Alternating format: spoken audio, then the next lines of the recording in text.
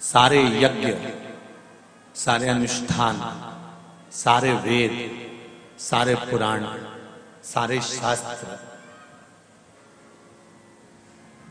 सारे ग्रंथों का सार तत्व मात्र एक ओम अक्षर के भीतर छुपा हुआ है।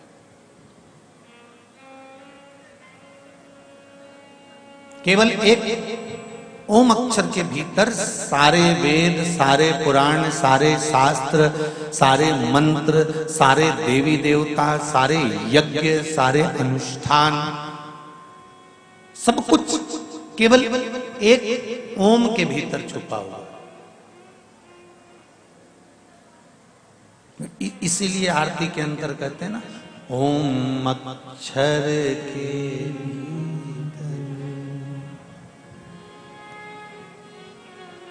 महाराज, ये सब उसके अंदर समाये हुए। अभी नवग्रह शिव महापुराण की कथा चल रही है। जब ये नवग्रह शिव पुराण की कथा पूर्ण हो जाएगी 31 तारीख को, फिर 3 तारीख से मध्य प्रदेश के सागर जिले में, सागर में केसरवानी परिवार द्वारा शिव महापुराण की कथा प्रारंभ होगी, जो 2 बजे से 5 बजे तक आएगी। वो ओम शिव महापुराण की कथा हो, जिसमें हम ओम कब प्रकट हुआ, ओम कैसे प्रकट हुआ, ओम का उच्चारण आरती करते समय ओम का स्मरण क्यों करा जाता है, देवता की जब आरती करी जाती है तो ओम क्यों बनाया जाता है, जब किसी पवित्र नदी में स्नान करा जाता है तो जल जब अपने मस्तक पर चढ़ता है तो ओम क्यों बोला जाता है, जब किसी तीर्थ में हम प्रवेश करते हैं तो पांव रखते समय ओम का नाद क्यों करते हैं, शंकर मंदिर में जब हम जल चढ़ाते हैं तो पंचाक्षर मंत्र है नमः शिवाय, तो षडाक्षर मंत्र ओम नमः शिवाय क्यों बोला जाता है, जब भगवान कृष्ण का मंत्र बोलते हैं ओम नमो भगवते वासुदेवाय, तो भगवान कृष्ण के मंत्र में ओम का नाद क्यों किया जाता है, देवी के मंत्र में ओम का नाद क्यों किया जाता है, ब्रह्मा के मंत्र में ओम का नाद क्यों किया जाता है। ये ओम आया कहां से? सबसे पहला ओमनाद करा किसने था? सबसे पहले ओम को प्रकट किसने करा था? जब कुछ भी नहीं था तब ये ओम क्या कर रहा था? तो उस ओम को जानने के लिए हमको सागर में जो कथा होने वाली है, इस कथा के बाद में 3 तारीख से दोपहर 2 से 5 बजे तक आप सब बड़े प्रेम से उसको श्रवण कर सकते हैं। मध्य प्रदेश के सागर जिले, वहां जो आने वाले भक्त हैं उनके रुकने के लिए पंडाल में व्यवस्था रहेगी और भोजन की व्यवस्था केसरवानी परिवार द्वारा रहेगी। वहां के भक्तों को शिव आराधना में, शंकर की अविरल भक्ति में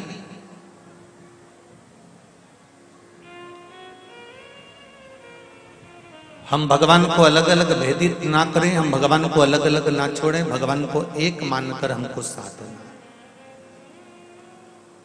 अब कोई कहता है कि मंदिर जाने से क्या भगवान मिल जाएगा? आज के नवयुवक बेटे बेटियां, आज के नवयुवक बच्चे मंदिर जाने को तैयार इतनी जल्दी नहीं होते। फिर भी मैं एक धन्यवाद आज की नवयुवक टीम को देना चाहूंगा, नवयुवक बहुओं को, बेटियों को और बेटों को देना चाहूंगा, छोटे छोटे बच्चों को देना चाहूंगा कि जब से शिव महापुराण की कथा प्रारंभ हुई है, बुजुर्ग भले मंदिर जाना बंद कर दे पर नवयुवक बच्चे जरूर मंदिर जा रहे हैं। उसके लिए मेरा धन्यवाद है बच्चों, उसके लिए मेरा बारंबार धन्यवाद है आप सबको, बारंबार धन्यवाद।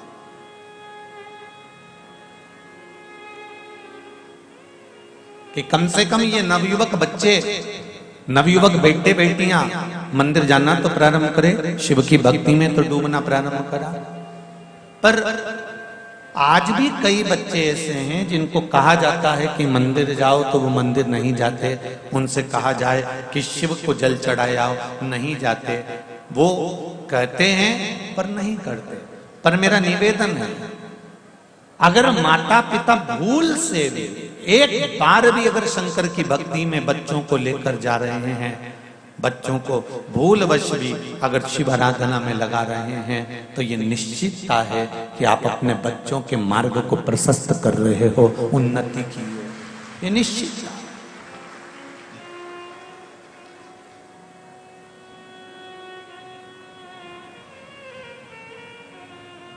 तेरी कृपा बिना न हिले एक भी अणु, लेते हैं श्वास तेरी कृपा से तनु तनु।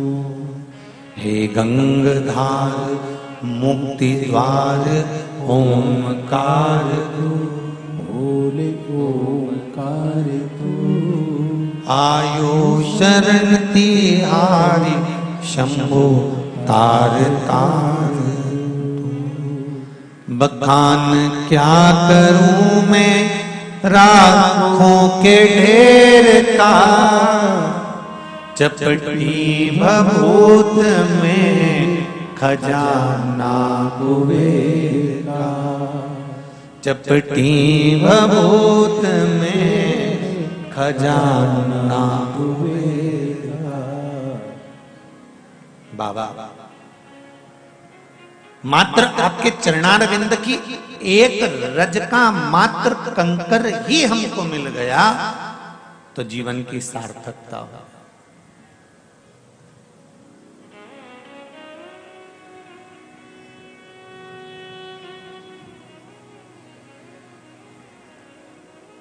जीवन की सार्थकता।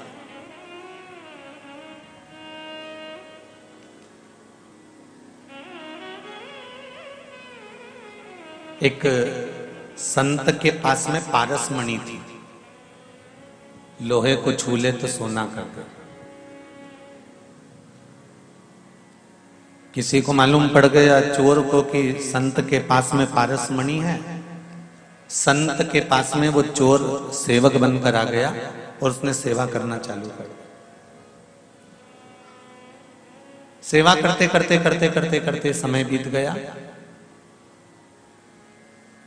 चोर उस पारस मणि को ढूंढने में लग गया कि कहीं पारस मणि मिल जाए। एक दिन गुरुजी स्नान करने के लिए गए, ये पारस मणि को ढूंढता रहा। नहीं, गुरुजी आए आज। गुरुजी ने कहा बेटा तूने मेरी बहुत सेवा करी, आज मेरा मन करता है कि मेरे पास एक मणि रखी है, मैं तुझे दे देता हूं। गुरुजी ने ऊपर एक लकड़ी के ऊपर एक मणि रखी हुई थी, डब्बी में बंद थी, कपड़ा लपेटा हुआ था। डब्बी खोली, उसमें कपड़ा लपटा हुआ था, मणि निकाली। गुरुजी ने कहा ये ले पारस मणि।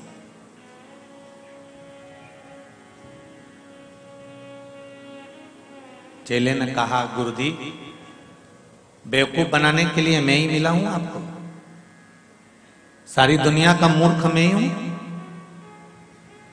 गुरुजी ने पूछा क्या हुआ ऐसा? मैंने कहा तेरे को मूर्ख बना दिया? देखो ना गुरुजी, जब ये पारस मणि है तो जिस लोहे की डिब्बी में रखी है उसको तो इसने सोना बनाया ही नहीं। अगर ये पारस मणि होती तो लोहे को सोना बना देती ना। गुरुजी ने कहा बेटा ये कपड़े में लपटी हुई है ना, इसलिए सोना नहीं बना पा रही। तो क्या गुरुजी कपड़ा हटने के बाद सोना बन जाता है? हाँ, शिव महापुराण की कथा कहती है, गुरुजी ने कहा जैसे ये पारस मणि है, कपड़ा लपटा हुआ है, इसलिए लोहे को सोना नहीं बना सकती। उसी तरह काम, लोभ, विषय, वासना, अहंकार और तृष्णा का जब तक ये कपड़ा इस आत्मा पर लपटा रहेगा तब तक ये भी शिव की नहीं हो सकती। ये भी पारसमणि कोई काम कर ही नहीं सकती।